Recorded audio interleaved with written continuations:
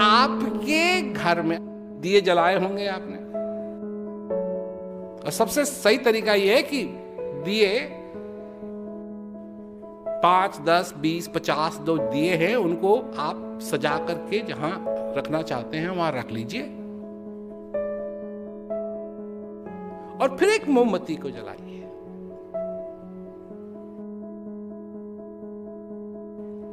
नहीं, ऐसे ही तो करते हैं ना। फिर उस मोमबत्ती से एक दिया, दूसरा दिया, उस मोमबत्ती का क्या घटता है?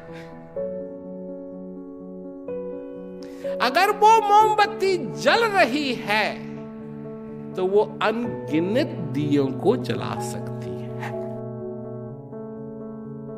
कम से कम उसकी जो एक सीमा है, हद है, वो ये है कि जब तक वो मोमबत्ती है, मतलब अगर वो खत्म हो गई, ये प्राण नहीं रहे,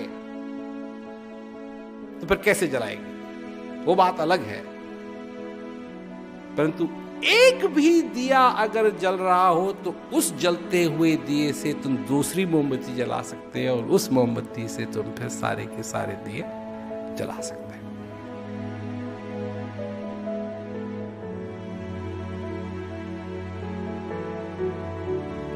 जब तक मैं जीवित हूं, मैं जानता हूं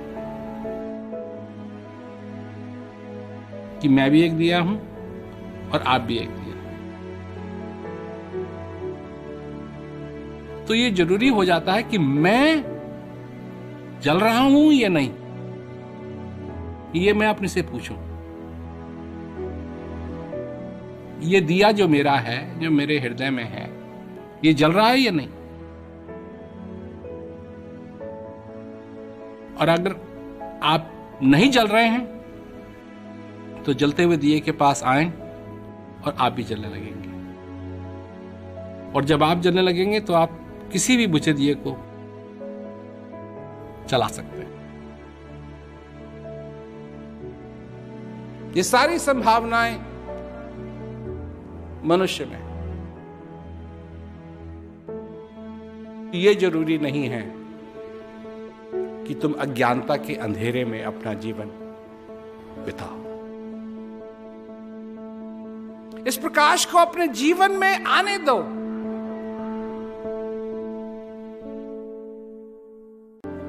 प्रकृति का एक नियम है कि अगर आप इस प्रकृति में कहीं भी देख लीजिए, अगर आपका कोई योगदान नहीं है तो प्रकृति ने उस चीज को जिसका कोई योगदान नहीं है, कोई पर्पस नहीं है, उसको पहले ही खत्म कर दिया।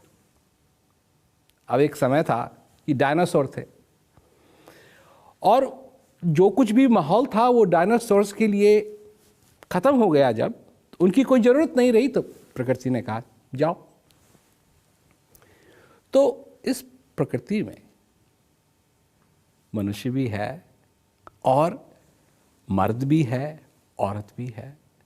इसका मतलब है सबका योगदान है। तो हम काहे के लिए डरते हैं? ये चीजें जो विभाजन होता है कि नहीं ऐसा नहीं होना चाहिए, इनको नीचे रखना चाहिए, ये डर से होता है। अब लोग समझते हैं कि डर से नहीं होता है, पर डर से होता है। बिना औरत के कोई मर्द पैदा नहीं होता है। और लोग भूल जाते हैं इस बात को। भाई तुम आए कहां से? तुम आए कहां से? तो जो आदर मिलना चाहिए, जो सत्कार होना चाहिए, वो नहीं करते हैं लोग।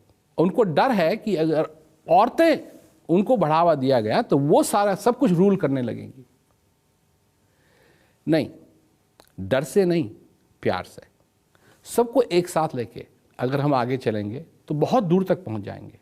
क्योंकि जो हमारी शक्ति इन विभाजनों में अटक जाती है वो हमको धीमे कर रही है, सारे समाज को धीमे कर रही है।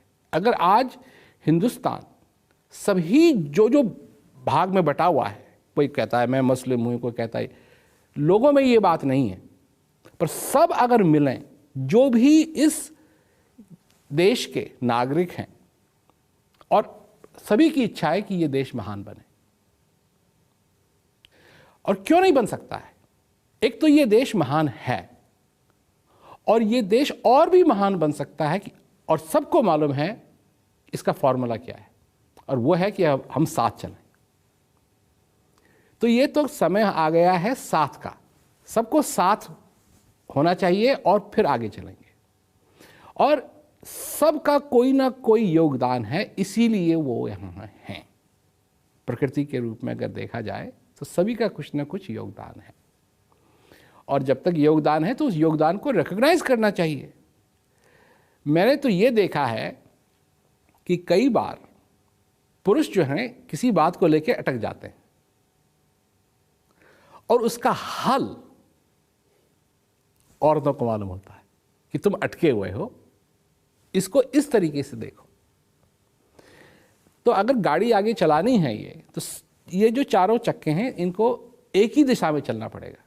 अगर चारों चक्के अलग अलग दिशा में चलने लगे तो ये गाड़ी कहीं नहीं जाएगी, और यही हो रहा है।